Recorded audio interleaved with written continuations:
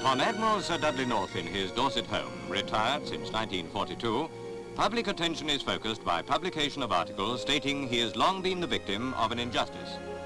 In 1940, he commanded the North Atlantic Station at Gibraltar, a respected friend of the King when he commanded HM yachts.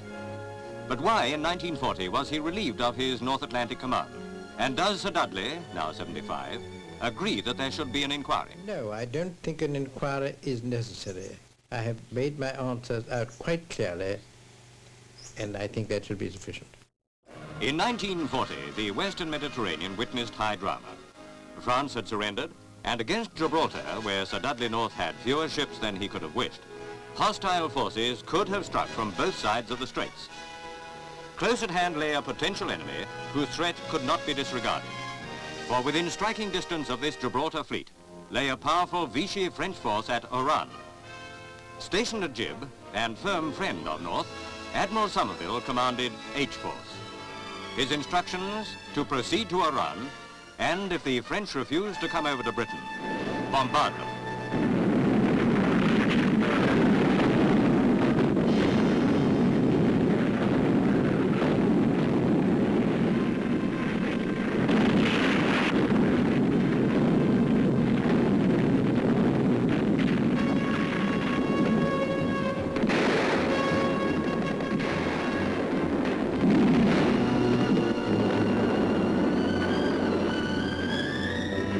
Somehow, through the annihilating fire, the cruiser Strasbourg and 5 smaller ships escaped.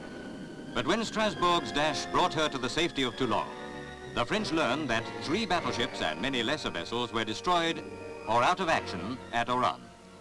Not only at Toulon, but throughout Vichy France, the bombardment left a bitter legacy of bad feeling against Britain.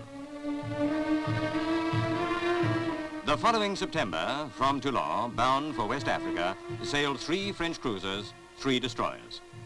Admiral North knew their intention, but not even when they were opposite Gibraltar had the Admiralty replied to his warning signal sent 2 days earlier. Feeling bound by existing orders from London, North allowed the ships through the straits. Neither from Downing Street, nor from First Sea Lord Sir Dudley Pound did any answers come to the signals from Gibraltar, nor did the Prime Minister intervene. Meanwhile, by unhappy coincidence, a large Anglo-French force was nearing Dakar.